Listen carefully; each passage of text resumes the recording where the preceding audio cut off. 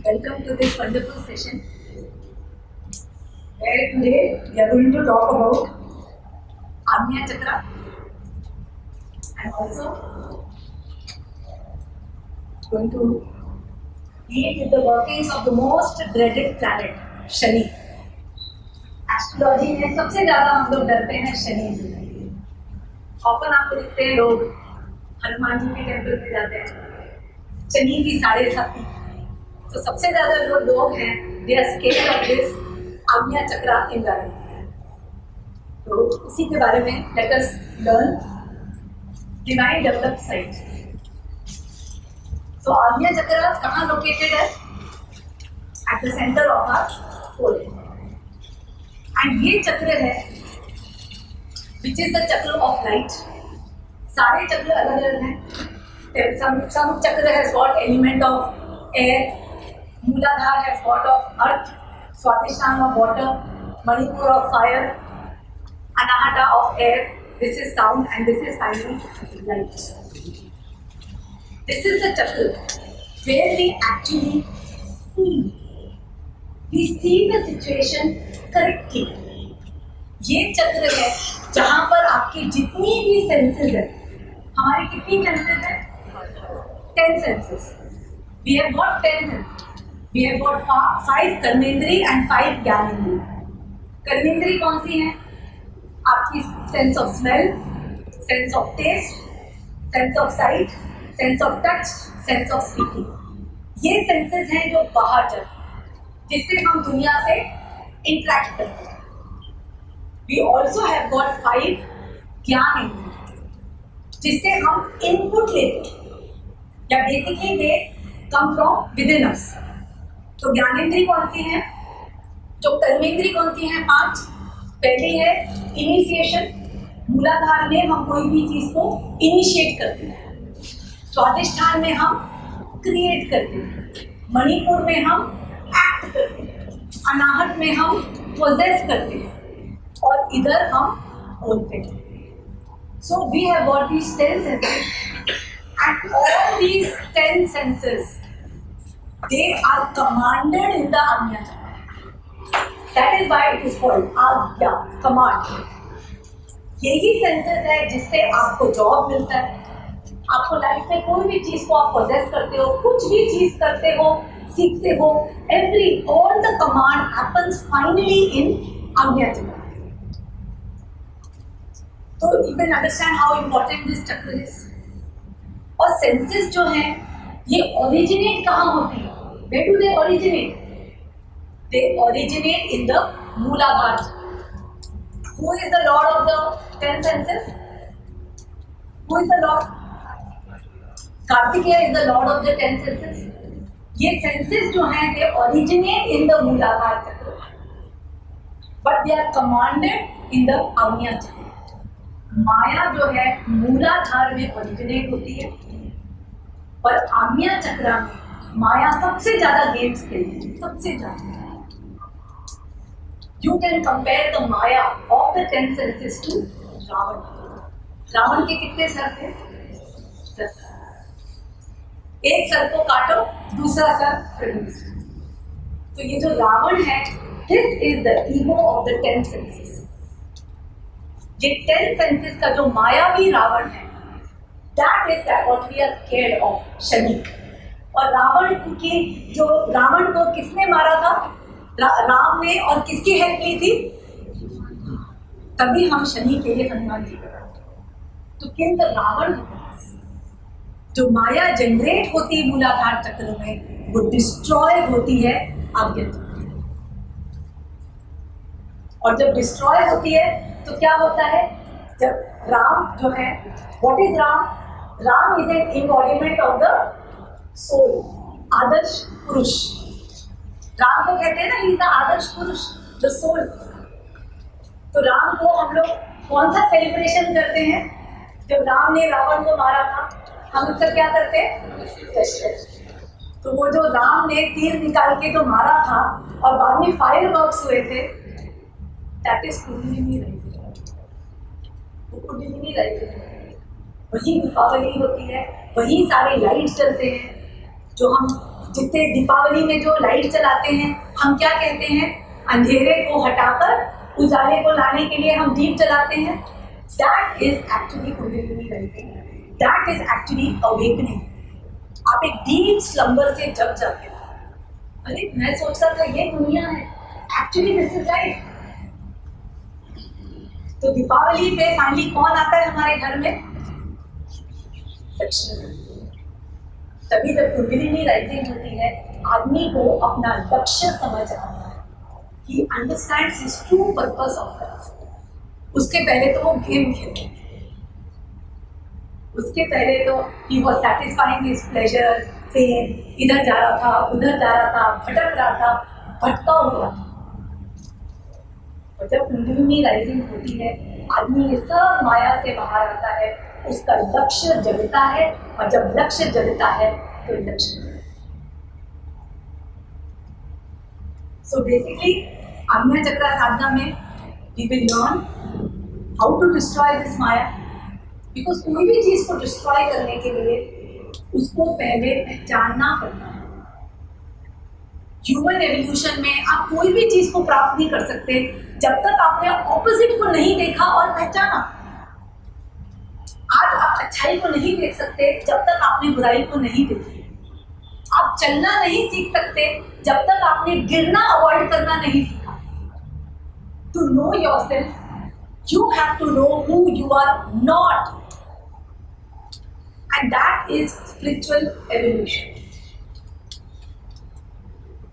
जैसे इसे बोला गया था एडिसन से कि आपने तो 1000 बार ट्राई किया और तब जाके बल्ब बना. आपको लगता नहीं है कि मैंने 1000 बार ट्राई किया? कहते नहीं, मैंने ये रियलाइज किया 999 ways of how not to produce a light. जब मैंने नॉट सीखा तो 1000th टाइम मैंने how to make a light bulb सीखा. तो ह्यूमन एवोल्यूशन में हम जैसे एक के ऊपर एक चक्र से आ रहे हैं. We are only realising who we are not. Because जब आप रियलाइज करते हो मैं ये नहीं हूँ, ये पर्सन जो डरपोक है, फियरफुल है, अनस्टेबल है, इनसिक्योर है, जेलस है, पॉसेसिव है, डिपेंडेंट है, वरीसम है, एंशियस है, ये मैं नहीं हूँ. जब आप रियलाइज करते हो ये मैं नहीं हूँ, उसको रिलीज करते हो, देन यू रियलाइज कि मैं कौन.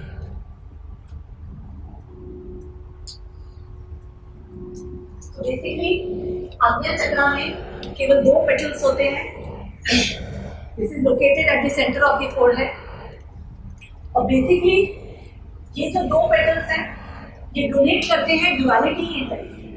कॉन्शियस, सबकॉन्शियस, पीड़ा, पिघला, subject, object, good bad, right wrong, big small, ये सारी ड्युअलिटी जो है आज्ञा चक्र में आकर मर्ज हो जाती है. हम फाइनली रियलाइज करते हैं सामा बुद्धि. कोई चीज बड़ी नहीं है, कोई चीज छोटी नहीं है, कोई चीज खराब नहीं है, कोई चीज अच्छी नहीं है.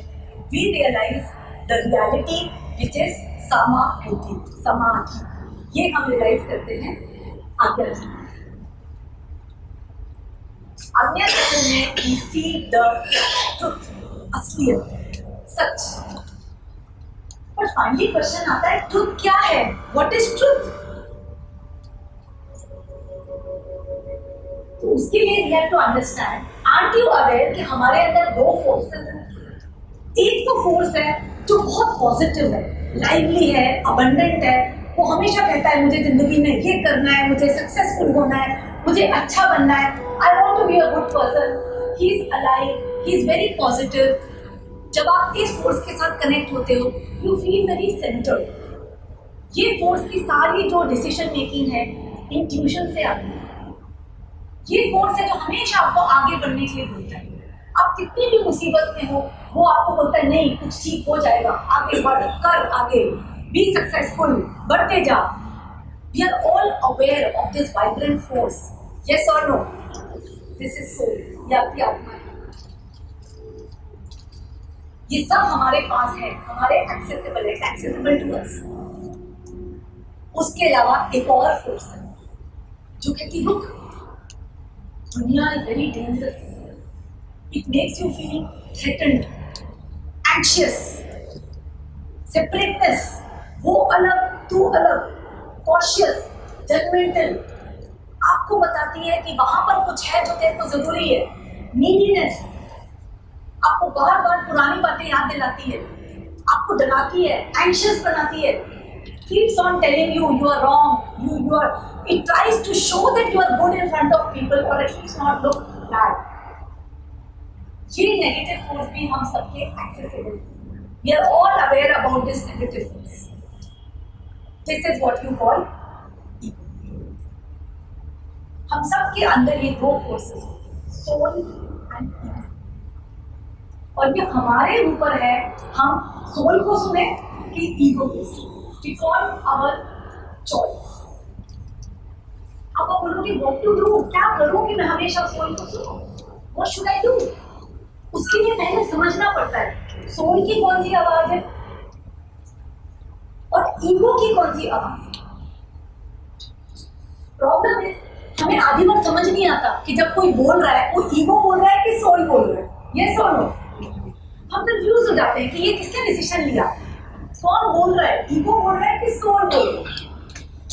बट ये दोनों आवाजें हमारे अंदर आती। फॉर दिस थोड़ा बहुत हमें माइंड के बारे में समझना पड़ता है।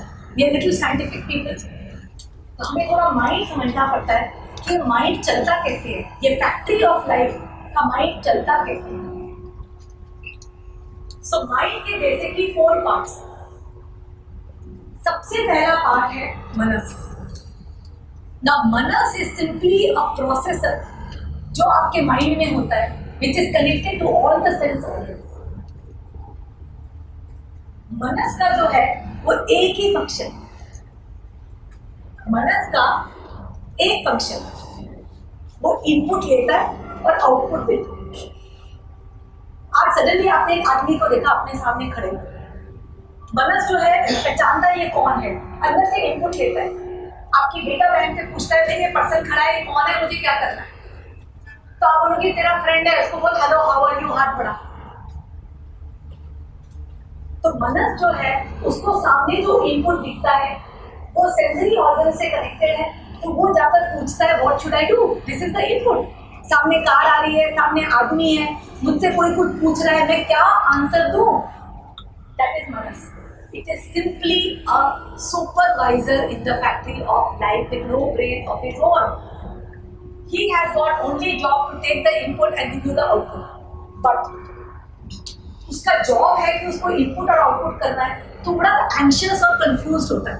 वो बार बार पूछता है क्या करूं क्या करूं क्या करूं क्या करूं। It wants फटाफट आंसर मिले।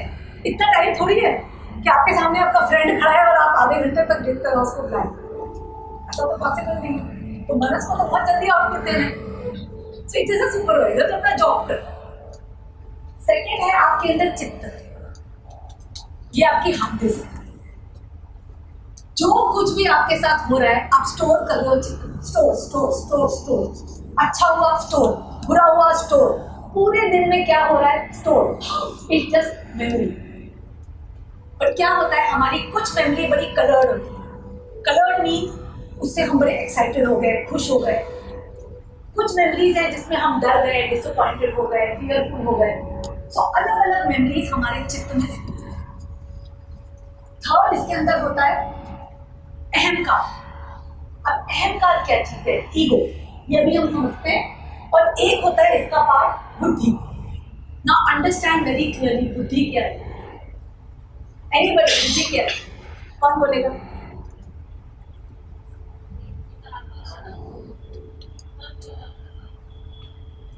बुद्धि जो है वो हमारे अंदर एक जजमेंट कैपेसिटी है, सबके अंदर। It is built inside us, it is a judgement capacity built inside us, but this judgement capacity accesses the universal consciousness. ये जजमेंट कैपेसिटी पूरे यूनिवर्स के डेटा बैंक से आंसर लेकर आपको बताती है क्या सच है। It is the judgement capacity जो हम सबके अंदर है। बुद्धि को रूल करते हैं गुरु। आपके अंदर गुरु है, who rules the बुद्धि। So understand one thing very clearly कि बुद्धि is directly connected to the soul.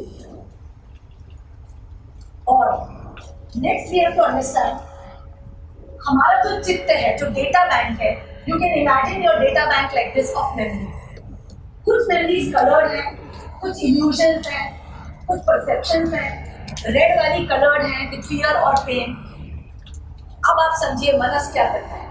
मनस के सामने कोई इवेंट आ गया, कोई पर्सन आ गया, कोई सिचुएशन आ गया. सबसे पहले वो पूछता है मैं क्या करूं क्या करूं. अब चित्त के अंदर इतनी सारी चीजें हैं जो चिल्ला चिल्ला के अटेंशन मांग रही है. मुझे ये चाहिए, मुझे ये पसंद है, मुझे यहाँ जाना है, मुझे उस दिन बड़ा मजा आया, ये फ्रेंड मुझे पसंद नहीं है. तो मनस के अंदर इतनी सारी आवाजें हैं, चित्त के अंदर इतनी सारी आवाजें हैं कि मनस क्या करता है, वो ये सुनता है कौन सबसे जोर से बोल रहा है. वो फटाफट चित्त की बात सुन लेता है. तो इमीडिएटली वो चित्त में से आंसर देके बोले. आज आपको पता है you have got an experience with a person कि जब भी आता है आपका झगड़ा होता है. तो मनस के अंदर स्टोर है ये झगड़ालू है. तो क्या होता है, जैसे ही वो पर्सन आपके सामने आता है चित्त बोल देता है ये झगड़ालू है. इमीडिएटली आप उसको झगड़ा करके भगाते. बेचारी बुद्धि बैठी रहती है, मैं क्या तुम. तो मनस जो है, जिसको जो सबसे पहले जोर जोर से चीख रहा है, मनस जो है उसकी बात सुनता है. एट द सेम टाइम ये जो चित्त है वो बार बार अटेंशन देते हैं. आज आप मेडिटेशन में बैठते हो, आपके दिमाग में बार बार आता है चलना टीवी चला, चलना इसको फोन कर, चल फटाफट वहां जाते हैं, एक पैग लेते हैं, फ्रेंड के पास जाते हैं, एंजॉय करते हैं, ये करते हैं, वो करते हैं. ये जो सारे मन में भाव आते हैं जब हम मेडिटेशन करते हैं और हमें डिस्ट्रैक्ट करते हैं, वो सब चित्त के इंप्रेशन. स्पिरिचुअल एवोल्यूशन में चित्त को अनकलर करना, उसको प्लेन करना. हमें रियलाइज करना पड़ता है कि जो प्लेजर था और जो पेन था वो उस समय का था. It is not, can not be defined as a pleasure. आज अगर आप किसी फ्रेंड के साथ गए and you had a wonderful evening, it was an event of that moment, you can't call it pleasure. और बार बार उस प्लेजर को आज जाके जीने से क्या फायदा? यस और no? Nothing can be defined as pleasure or pain. Everything is just an event. It was an experience. मैंने जिया, एंजॉय किया, अब आगे बढ़ो. आगे भी और प्लेजर है और इवेंट्स है. Why are you trying to recreate the same pleasure or pain? अब होता क्या है, अहंकार क्या होता है? Ahankar is a faculty of the mind. Mind जो है बहुत सालों जीना चाहता है. आपका जो माइंड है ना, ये बहुत सालों जीना चाहता है. तो माइंड क्या करता है, बार बार अहंकार प्रोड्यूस करता है. Ahankar is a false illusion of who you are. तो माइंड क्या करता है, आपके चित्त में से जितने जितने पेनफुल इंप्रेशंस हैं उनको इकट्ठा करके एक स्टोरी बनाता है. Story. Mind makes a story and it tells you you are. It creates an ego body around you. Ego creates a distinct separate identity by cementing fears and less than feelings. आज अगर आपको लगता है कि मैं अच्छा person नहीं हूँ, I am not a good person, मैं ये करता हूँ, वो करता हूँ, हमेशा फेल होता हूँ, डिसअपॉइंटेड रहता हूँ, things don't go in my favour, it is actually an ego body around you. Because सबसे पहले समझो, you can not be defined. आप डिफाइन हो ही नहीं सकते. आप हर मोमेंट चेंज हो रहे हो, हर मोमेंट बदल रहे हो, हर मोमेंट आपकी बुद्धि, हर मोमेंट आप इवॉल्व हो रहे हो. Because of different experiences you are changing every moment. Yes और no? Can you be defined? क्या आप डिफाइन हो सकते हो? As unlucky, lucky, full of struggles, मेरी जिंदगी में ये होता है. Can you define yourself? No. जो चीज आपको डिफाइन कर रही है कि मेरी जिंदगी में ये होता है, it is an. So understand, ego जो है ना, it feeds on fear, doubt and pain. It lives on judgement, replaying the past and taking things personal. Ego clings to injustice. अब आप बोलोगे मैं ये सब क्यों रहा? You have to ask yourself, ego क्यों produce होता है? Why? Why you are not living very simple? कि बहुत आराम से अपना आए, सीखा, इवॉल्व किया और चले गए. Why do we have this ego? Why? Ego is basically being created so that you understand you are not this. Ego basically create हो रहा है just for the journey of life. आज अगर आपको पहचानना है कि मैं कौन हूँ, you have to realize who you are not. उसके लिए आप अलग अलग ईगो बॉडीज आपकी नेचुरली प्रोड्यूस होती है आपकी. इसको मैं एक बहुत सिंपल एग्जांपल से बताती हूँ आपको. What is ego? सिंपल. आपके पास एक कार और आप जा रहे हो अपने डेस्टिनेशन पे. हम सबके पास एक कार और हम सब अपनी अपनी डेस्टिनेशन पे जा रहे हैं. हमारी डेस्टिनेशन फिक्स्ड है. We are born with a life purpose. किसी को इंजीनियरिंग में आगे जाना है, किसी को दुनिया में कुछ राइटिंग करनी है, किसी को कुछ पोइट्री लिखनी है. हर पर्सन को दुनिया में एक यूनिक लाइफ पर्पस है. अग्री टू दिस और नॉट? हम सब अपने अपने लाइफ पर्पस में जा रहे हैं और बिकॉज हमें बहुत सारा सीखना है, बहुत सारा करना है, हमारे पास एक ड्राइवर भी है. ड्राइवर आगे गाड़ी चला रहा है, हम पीछे बैठे हैं ऐसे और गाड़ी चल रही है और ड्राइवर गाड़ी चला रहा है. क्लियर? वो ड्राइवर जो है ना, वो आपका मन और जो कार है ना, वो आपकी बॉडी. तो हम सब जो है अपनी अपनी डेस्टिनेशन पे जा रहे हैं. अब ड्राइवर क्या आपको अपनी डेस्टिनेशन पे ले जा रहा है कि आपने ड्राइवर को बताया कहाँ जाना है? आपने बताया. अब क्या होता है? एक्चुअल स्टोरी क्या है? आपको पता है आपको कहाँ जाना है, आपका ड्राइवर आगे बैठा हुआ है, आप कार में बैठे हो क्योंकि आपको डेस्टिनेशन पे जाना है. और डेस्टिनेशन पे जाने के लिए आपको रास्ते में सब कुछ देखना है, सीखना है, एम्बाइब करना है. You have to learn, right? और लर्निंग डिफरेंट एक्सपीरियंस से ही होगी. आप जो भी देखोगे, सीखोगे अपने लाइफ पर्पस से. You are going on that life purpose. अब आपका ड्राइवर जो माइंड है, वो ड्राइवर को एक बात पता है कि मेरे पास तो व्हील है, मेरे पास क्लच है, मेरे पास एक्सीलरेटर है, मेरे पास ब्रेक है, मेरे पास ही खिड़की है जो आगे देखती है. और पीछे बार बार जो सोल है ना, वो पूछता है ड्राइवर से, भैया कहाँ पहुंच गए, कहाँ पहुंच गए. तो वो ड्राइवर पे डिपेंडेंट है कि भाई मैं कहाँ पहुंच गया. तभी हमारा माइंड इधर है, देखिए सारे ऑर्गन इधर है. ड्राइवर आँख इधर है, कान इधर है, नाक इधर है, मुंह इधर है. तो नेचुरली जो सोल है, सोल कहाँ है? हृदय पद्मा में. सोल पूछेगा भैया कहाँ है, कहाँ देखा, कौन आया है, सामने कौन है. अब क्या होता है, माइंड समझ जाता है ओके ड्राइवर, ठीक है, कि बस अब मैं इसको थोड़ा घुमा सकता हूँ. क्योंकि ड्राइवर को एक बहुत बड़ा सीक्रेट पता है. जैसे ही गाड़ी डेस्टिनेशन पे पहुंची, वो तो डेस्टिनेशन पे फटाफट ले जाएगा 3 दिन में. पर 3 दिन में अगर तुम डेस्टिनेशन पहुंच गए, ड्राइवर बिकम्स जॉबलेस. और माइंड तो घबरा जाएगा क्योंकि जैसे ही आप डेस्टिनेशन पे पहुंचे, माइंड तो गया, अब उधर जाए ऐसे ऐसे कैसे पहुंचे 3 दिन. अब ड्राइवर घुमाता है, सर ओके सर थोड़ा सा लेफ्ट जाते हैं, सर आप देखिए आपकी गाड़ी अच्छी नहीं है. सबसे पहले वो मूलाधार में डगमगाता है, मूलाधार चक्र. सर आपकी गाड़ी ना बिल्कुल अच्छी नहीं है, सर डेस्टिनेशन में पहुंचने लायक ही नहीं है. सो आपको लगता है मेरी बॉडी फिट नहीं है, फिट फील कि my body is not fit. तो वो बार बार कहता है सर गाड़ी अच्छी नहीं है, खूब खर्चे कराता है, बम्पर हेडलाइट और पेंटिंग वेंटिंग करा के आपका बहुत टाइम वेस्ट करता है. तो बहुत सारे लोग जो है ना अपनी बॉडी में इन्वेस्ट करते हैं, बॉडी स्टेबिलिटी. उसके बाद कहता है सर हमारे साथ जो दूसरी गाड़ी जा रही है ना, हमें इस गाड़ी की भी जरूरत है, साथ साथ चले सर, बहुत रास्ते में फायदा होगा. कुछ गड़बड़ हो गई, किसी ने अटैक किया, तो सर हमें पास वाली गाड़ी भी चाहिए. रिलेशनशिप स्वादिष्ट आता है. It tells you need relationships, you need a family, you need friends. तो स्वादिष्ट आने डराता है कि सर अकेले मत जाना, हमें बाकी गाड़ियों की जरूरत है. अब क्या है, आप बाकी गाड़ियों के साथ चलते हो, अब चाहे वो लट जाती है आप भी लट जाते हो, आप भूल जाते हो आपको तो इधर जाना है. फिर सडनली आप आते हो चक्री हो क्लास में, फिर हम कहते हैं no realise your life purpose, realise your identity. फिर आप कहते हो रिलीज रिलीज रिलीज रिलीज. मतलब जो ड्राइवर आपके कान में भर रहा है उसको रिलीज रिलीज रिलीज.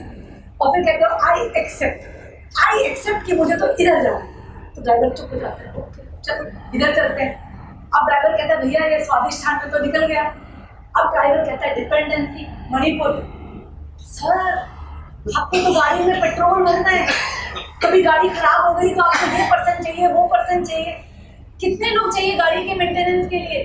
डिपेंडेंसी बताता है यू नीड योर जॉब, अपनी जॉब के साथ चिपके रहो। So it shows you dependency. What is dependency? We are all the time dependent on our job, on our friends, for their opinions. वो बार बार बताता है सर देखिए बाकी गाड़ी नहीं हमको बताया था, देखो बाकी गाड़ी हमें बता रही है किधर जाना है क्या करना है, हमारी गाड़ी खराब हो गई हमें दूसरे गाड़ियों की हेल्प चाहिए, इन्होंने हमको फ्री में पेट्रोल दिया ये दिया वो दिया, इनके बिना हम कहीं नहीं जा सकते। आप डिपेंडेंट हो जाते हो, वापस आपका रास्ता भटक जाता है, आप उनके हिसाब से जाते हो।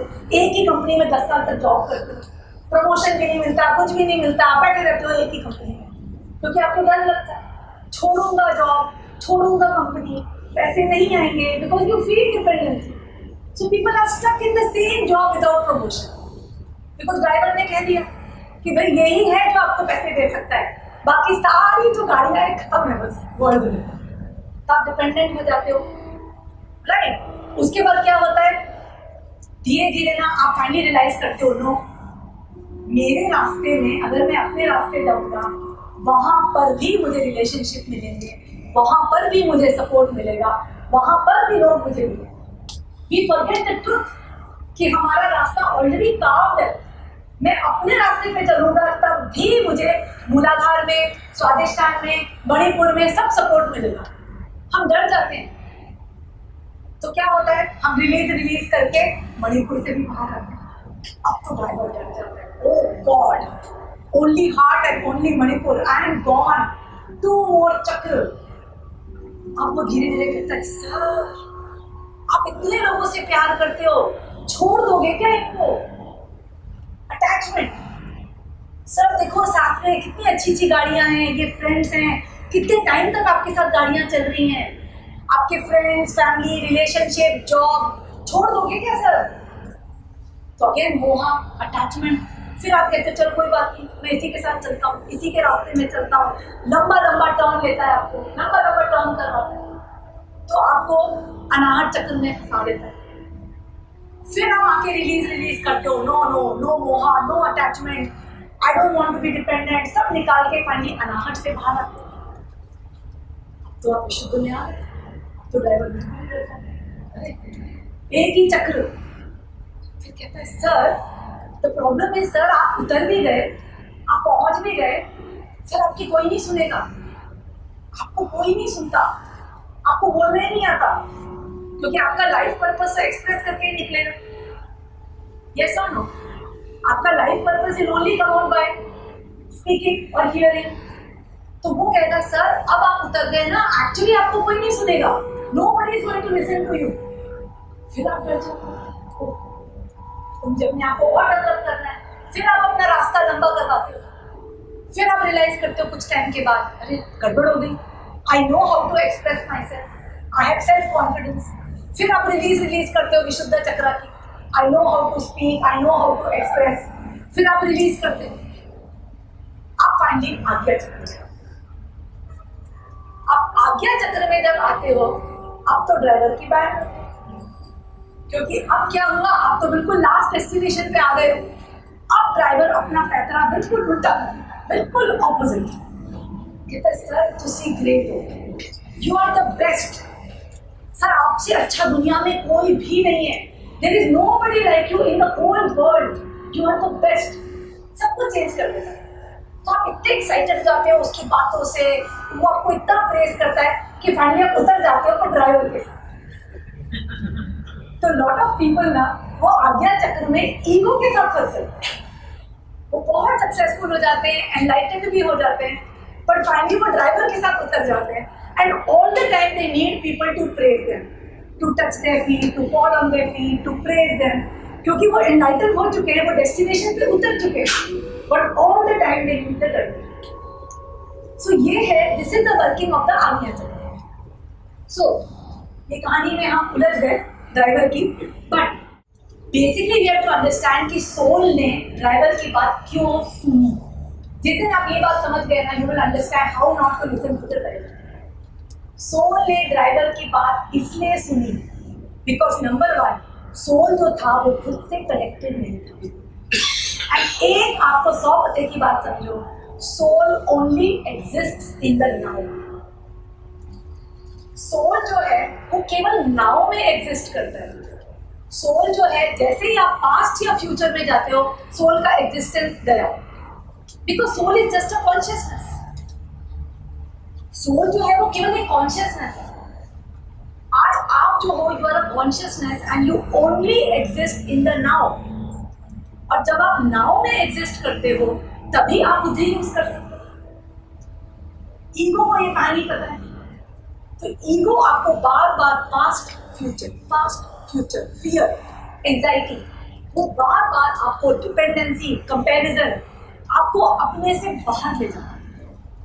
आप अगर अपने अंदर आ जाओ, अंदर, इनसाइड, जिस दिन आप अपने अंदर आ जाओ, inside, I don't want to look here, I don't want to be dependent, I don't want to see what he's doing, I don't care who is progressing how, I don't want to compare।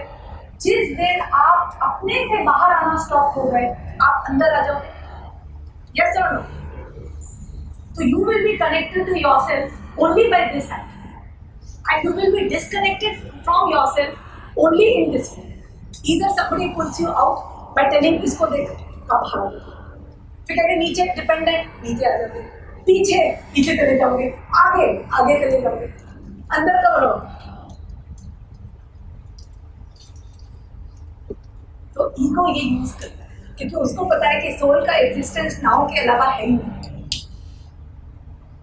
तो you have to understand कि if you want to stop listening to the driver जो जोर जोर से बोल रहा है, worry, anxiety, fear बोल रहा है, only way you can do it is if you connect to the now, to yourself. Meditation will help. सबसे पहले आप रिलीज करो कि जो भी आपको डरा रहा है, बोलो I don't want to listen to you, उसको रिलीज करो। उसके बाद एक्सेप्ट करो, उसके बाद come in the now. When you come in the now, आपको बुद्धि एक्सेस होगी और बुद्धि will tell you what is the correct action. So basically, तो ईगो का क्या डिस्फंक्शन है? ईगो यूजेस वरी, एंजाइटी, वो डराता है एंड एंजाइटी दिखाता है, रेजिस्ट करता है, क्लिंग करता है पास्ट के साथ, स्ट्रगल दिखाता है, बार बार आपको बताता है fear of losing. You will just understand you already have an independent car which will go to the destination. You actually don't need anybody.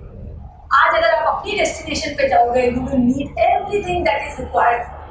आपका पाथ ऑलरेडी मेड है, but it will tell you fear of losing, impatience, anger, old baggage, and because of this, you are all the time stagnated in.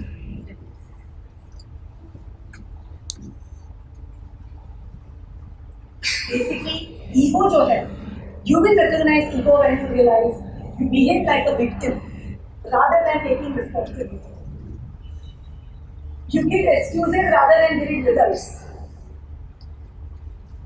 Ego likes to say should, ये क्यों नहीं हुआ, ऐसे होना चाहिए था, instead of inspiration, resistance instead of acceptance,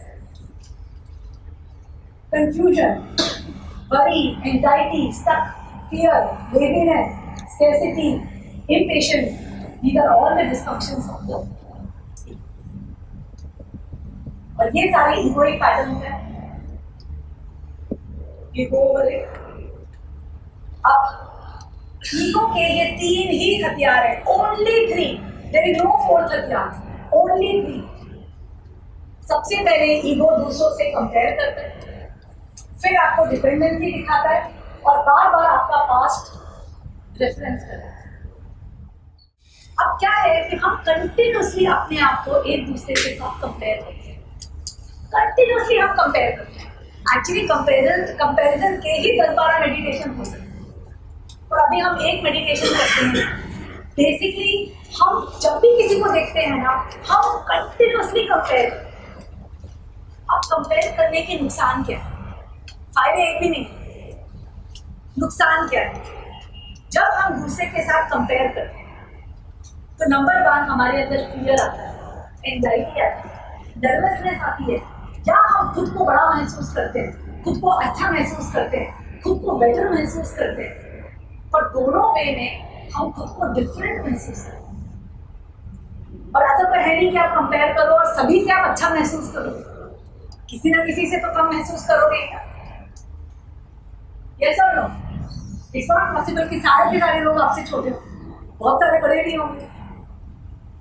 तो क्या होगा, हम जब कंपेयर करते हैं दूसरों के साथ, नंबर वन, उसके कारण हमारे को एक अलग आइडेंटिटी फील होती है, हम nervous, anxious, all the time हम पास्ट में रहते हैं, हमें खुद कम दिखता है कि हमारे पास कम है, इसके पास ज्यादा है, ये काम ठीक नहीं कर रहा है, we are all the time outside. सबसे पहले समझो, because of comparison we are outside. If we don't compare, we will see the person. सबसे पहले समझो कि हम अगर किसी से कंपेयर नहीं करते, हम किसी को देखते हैं, we are able to see the person as he is. We have to understand everything is changing in this world, everything. हर मोमेंट चीजें चेंज हो रही है, पर हम जब कंपेयर करते हैं किसी को छोटा, किसी को बड़ा, किसी को अच्छा, किसी को बुरा, अंडरस्टैंड कि next moment that thing is change. आज आप किसी को बुरा कह रहे हो, after 3 days he could be very अच्छा फॉर यू। आप किसी चीज को कम कह रहे हो, after few days it could be big for you. हर चीज की वैल्यू जो है, it is only dependent on now. Every person is only dependent on now. Who are we to tell this person is bad? He was bad for you at a particular experience, but he was good for many people. He might be wonderful for his company, for his family, for his wife. और आपके साथ भी he was bad for a particular experience, and that depended on your emotion, his emotion, situation, maturity. It depended on so many factors. आप किसी चीज को life में define नहीं कर सकते। If you want to develop a divine sight, you have to shatter all the perceptions. आपके जितने भी परसेप्शंस एंड इल्यूजन्स हैं, everything has to be shattered. Shattered mean जैसे ग्लास होता है ना, उसको तोड़ देना पड़ता है। इतने इल्यूजन्स हैं, छोटा बड़ा, कम ज्यादा, स्मॉल बिग, अच्छा बुरा। See, these are all perceptions which are fed to us by conditioning from the childhood. हम इतने सारे perceptions के साथ जी रहे हैं। मुस्लिम सोसाइटी का जो उनके रूल्स है, दूसरे सोसाइटी के रूल से बिल्कुल अलग है। So understand कि at the same time her country के रूल अलग है, हर सोसाइटी के रूल अलग है, हर फैमिली के रूल अलग है।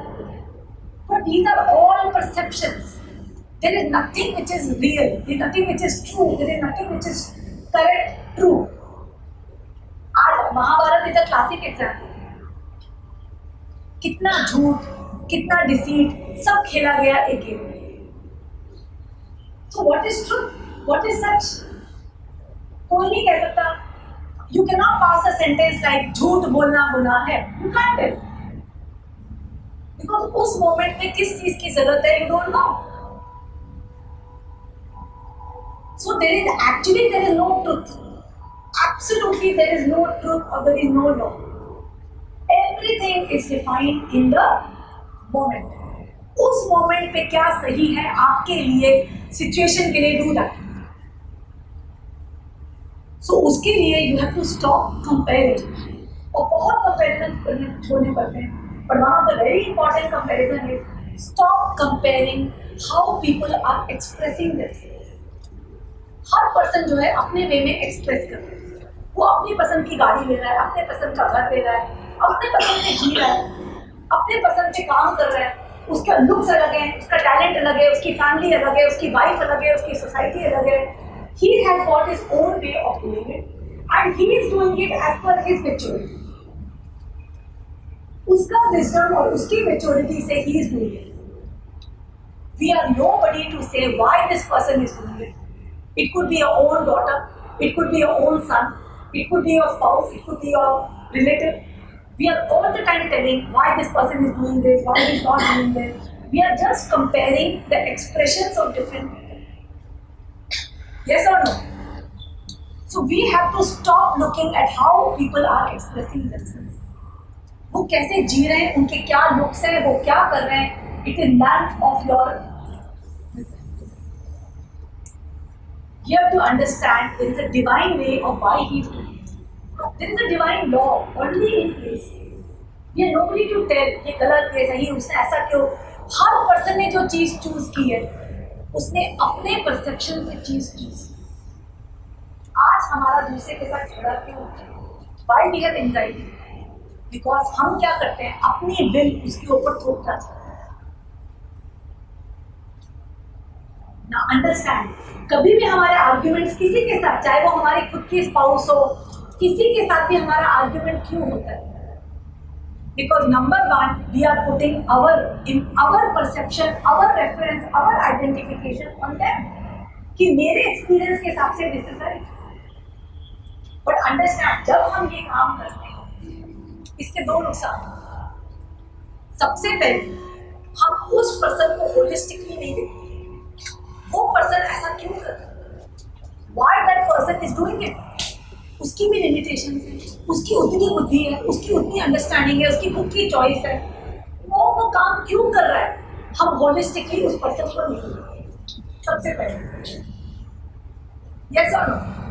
जब हम किसी पे भी विल डालते हैं ना, आप देखिए हम केवल अपने इंप्रेशन से उसको बोलते हैं. हम होलिस्टिकली उस पर्सन को देख ही नहीं रहे कि उसने किस बैकग्राउंड के बाद वो चॉइस. एंड सेकेंड, क्योंकि हम अपने ट्रुथ को जस्टिफाई करते हैं कि मैं तो सही हूं, उसका भी ईगो बाहर आता है.